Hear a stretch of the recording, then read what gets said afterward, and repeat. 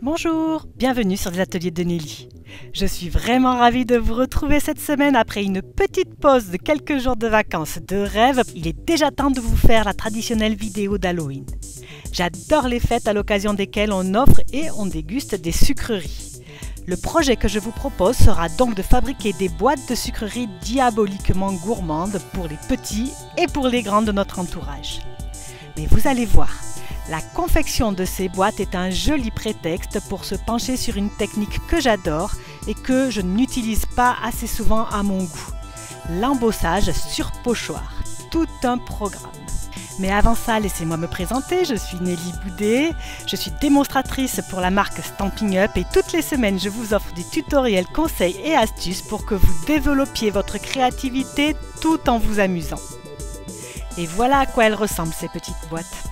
Je vais tout d'abord vous montrer la technique de base de l'embossage sur pochoir. Vous allez voir, il n'y a rien de compliqué à ça. Et ensuite, je vais vous montrer deux variantes que l'on peut faire très facilement. Allez, c'est parti, je vous montre quel est le matériel dont vous aurez besoin.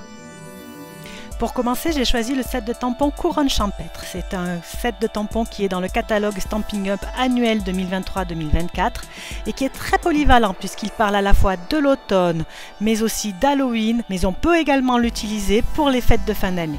Pour ma technique de l'embossage sur pochoir, c'est pas facile à dire.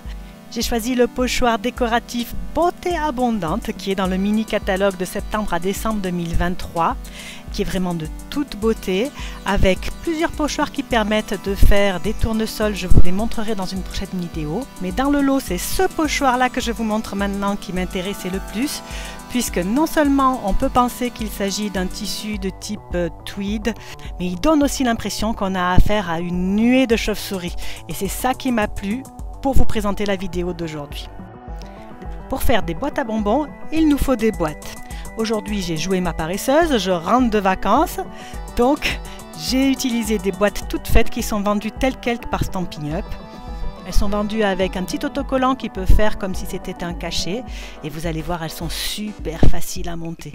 Elles sont déjà toutes pliées, l'adhésif est sur la boîte, la taille est parfaite pour les bonbons d'Halloween.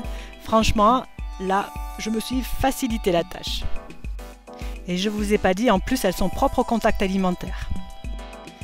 Elles ont vraiment tout bon, ces petites boîtes, et elles sont super faciles à monter. Il ne nous reste plus que le plus amusant, ce que je préfère, la décoration. Nickel. Donc plutôt que de faire notre technique sur un morceau de papier et ensuite de coller le papier sur le fond de boîte, je vais le faire directement sur le fond de boîte. Vous allez voir, ça donne un effet un petit peu particulier qui est vraiment très sympa. Donc je commence par préparer mon plan de travail. Je colle ma boîte pour ne pas qu'elle bouge.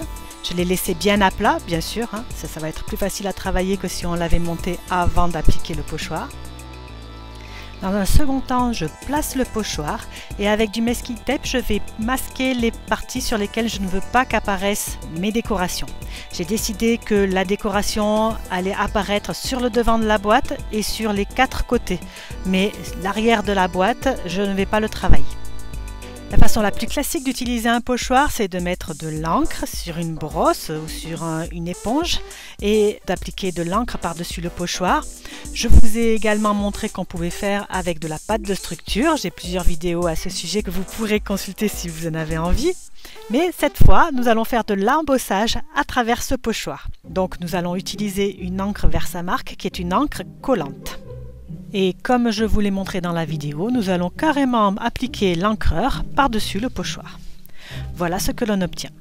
Ensuite, il nous suffira de choisir une couleur de poudre à embosser. Pour cette première boîte, j'ai décidé d'utiliser la couleur argentée et de chauffer, ce qui va faire fondre la poudre à embosser et obtenir un résultat super sympa.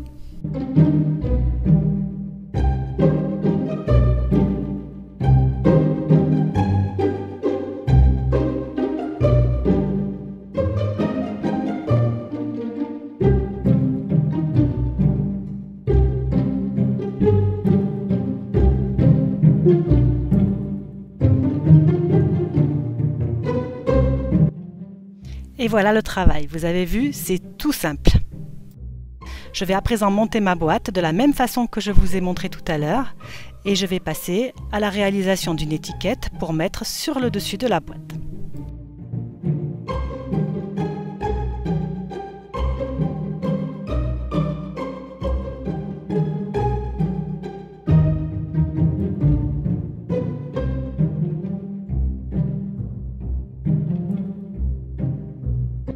Mais déjà, elle me plaît assez comme ça, cette petite boîte, on pourrait même l'offrir en l'état. Pour la réalisation de l'étiquette, j'ai voulu vraiment faire le plus simple possible. J'ai tamponné avec de l'encre grise sur un papier orange, Halloween oblige, la couronne de branchage qui est dans le set de tampons. Puis j'ai découpé tout autour avec une perforatrice ronde. J'ai également tamponné plusieurs araignées avec l'encre bleu nuit sur du papier blanc. Et oui, les araignées, ça fait peur. Et bien qu'il existe un set de poinçons assorti à ce set de tampons couronne champêtre, je ne l'ai pas. Donc cette fois-ci, je vais utiliser mes ciseaux pour découper mes petites araignées. Allez, c'est parti! Avec tous ces jolis outils dont on se sert au quotidien, comme les machines de découpe, on oublie souvent qu'une simple paire de ciseaux fait souvent très bien l'affaire. Avec un peu de patience. J'ai également découpé une étiquette sur laquelle j'ai tamponné le vœu bout. Et pour donner un petit peu plus de relief à mon étiquette, je trempe les bords dans mon pâte d'encre pour la faire légèrement salie. Ça va parfaitement bien avec le thème. Il ne manquera plus qu'à coller un petit nœud argenté, bien sûr, et quelques petites perles, et ma boîte sera terminée, et l'étiquette de la boîte sera terminée plutôt. Voilà ce que ça donne, et cette illustration de notre première technique d'embossage sur pochoir est terminée. Je vais maintenant vous montrer deux variantes de cette même technique que j'adore utiliser. La première variante commence de façon complètement traditionnelle. On va mettre sur le pochoir de l'encre appliquée à la brosse. Vous allez voir, je ne vais pas répartir cette encre de façon homogène. Je vais faire des endroits un petit peu plus foncés, des endroits un petit peu moins foncés. Je trouve que ça participe à l'ambiance de la totalité du projet. Et dans un deuxième temps, je vais laisser bien en place tout mon pochoir parce que je vais procéder à l'embossage. Je vais embosser la totalité avec de la poudre à embosser transparente. Ça va donner un joli brillant au projet, ça va mettre en relief les parties ancrées et le résultat est vraiment chouette. Mais avant ça, si vous ne voulez pas salir votre encreur, n'hésitez pas à passer un petit coup de chiffon sur votre pochoir. Votre encreur vous remerciera.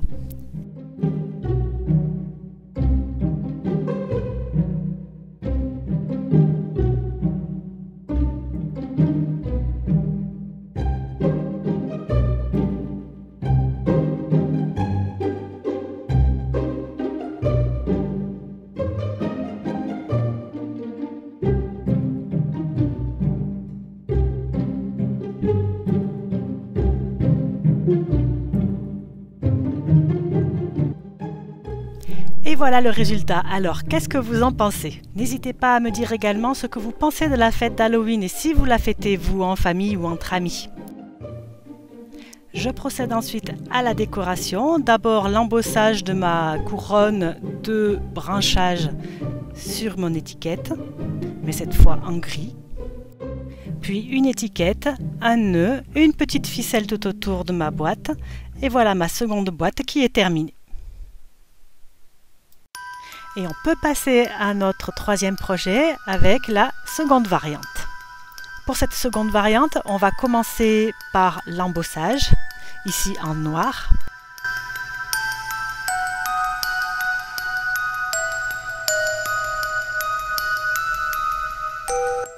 Mais cette fois-ci, une fois que j'ai terminé l'embossage, je replace mon pochoir exactement sur les parties que je viens d'embosser.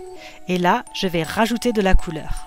Une couleur assez légère parce que je ne veux pas que ça fasse trop flashy non plus. Et voilà ce que l'on obtient une fois notre cache enlevée et la boîte montée.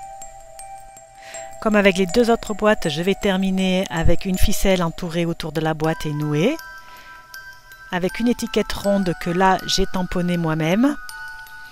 Et avec le vœu bout mis sur l'étiquette. La troisième boîte est à présent terminée. Je la mets avec les deux premières et je vous en montre même une quatrième que j'ai fait avec les éléments que j'avais sur mon bureau. À la fin, quand on termine un projet, on a des petits bouts par-ci, des petits bouts par-là. Je les ai regroupés et ça m'a donné une quatrième boîte. J'espère que cette vidéo vous a plu. Si c'est le cas, n'hésitez pas à mettre un pouce en l'air, à vous abonner, à commenter ou à partager. Ça me fait toujours super plaisir. Et on se retrouve la semaine prochaine pour un nouveau tuto scrap ou carterie. En attendant, surtout scrapez bien. Au revoir.